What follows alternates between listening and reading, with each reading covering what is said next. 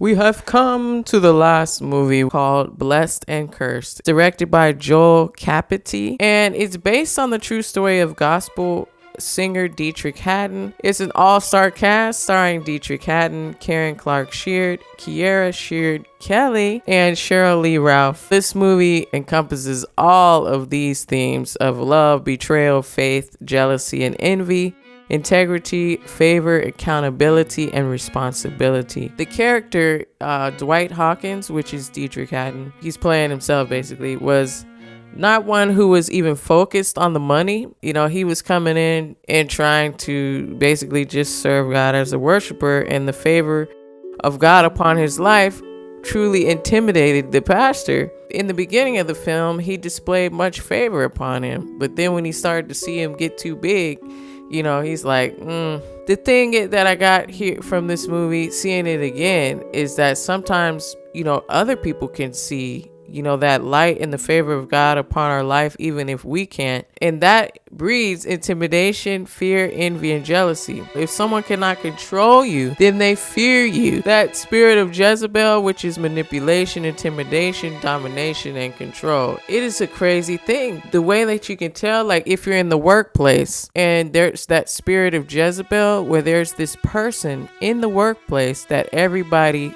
fears in a way. Their fear that they try to place on people allows them to control them. And if you notice, those people that they affect, who are, you know, under their control or intimidation and whatever, if one person gets out of sync with that, then all those other people will turn against them. And it goes up so high. All it is the spirit of Jezebel. What you have to do is say, you know, I bind that spirit of Jezebel and I cast it into the sea of the abyss, and I loose Christ's love into this atmosphere. I lose peace. I lose joy. All of the things, you know, the spirit, the fruits of the spirit into this atmosphere. Envy and jealousy and pride are very dangerous cousins as well. And my dad used to always say that fear, doubt, and unbelief were cousins as well, because they all run together. In Proverbs 14, chapter 14 and 30, it says, a sound heart is life to the body, but envy is rottenness to the bones. So if you notice, it takes a lot of effort to be hateful. What is the root of jealousy and envy? We see this displayed so much in this movie,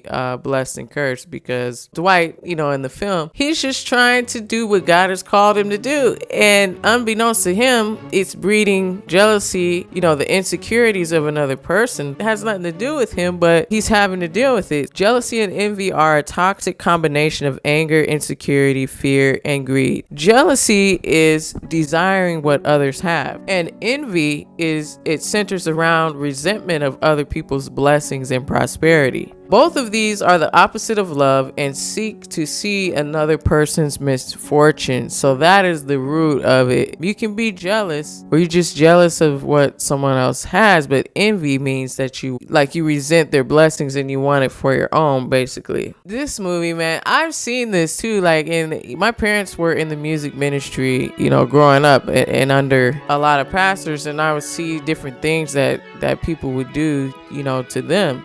I'm just watching it. I'm not understanding, you know, these things, but this movie kind of illustrated it as well. The pastor in this film was so full of envy, and there's a scene in the film where Dwight is gaining a lot of exposure and people are awaiting his performance. The pastor is so full of jealousy and envy that he tries to block this favor, wanting to keep it all for himself. So basically, they were supposed to perform and he doesn't allow it and says he's gonna continue on with the word, because that's what you guys came here for, right? The word. You came here for the word of God, not for blah, blah, not for some entertainment, right? Worship is not entertainment. Worship is coming before the Lord open and fellowshipping with him, and people are blessed with this gift to you know, help people to enter in. That's not something to be jealous of. That's something to be thankful for, because your heart as a pastor should be towards the people, not wondering if the people came there for you to hear you speak. What? James chapter 3 verses 16 through 18. For where envy and self-seeking exists, confusion and every evil thing are there.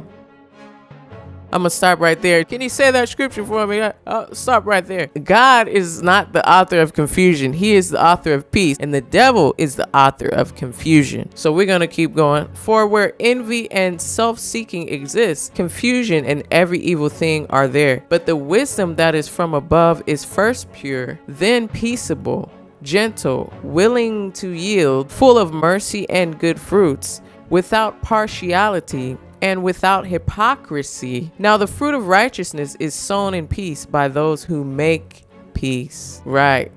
And here we go. Just to back up what I was saying, 1 Corinthians chapter 14, verse 33. For God is not the author of confusion, but of peace, as in all the churches of the saints. Yes, when making decisions about life, when testing the spirit, etc., always go where there is peace. Even though that pastor in the movie wanted to block the success of Dwight in the film, when God has called you, no man can stop his plan. And I remember starting this show in the at the beginning of the pandemic. I was like, what can I do, God, to keep my skills sharp? And also, I don't know. I was thinking more so like, what can I do to keep my skills sharp? But now it's been 4 seasons. I'm going to end with this scripture, Romans 8:28. And we know that all things work together for good to those who love God, to those who are called according to his purpose. Check out that movie, Blessed and Cursed, available on Tubi TV, also on Prime.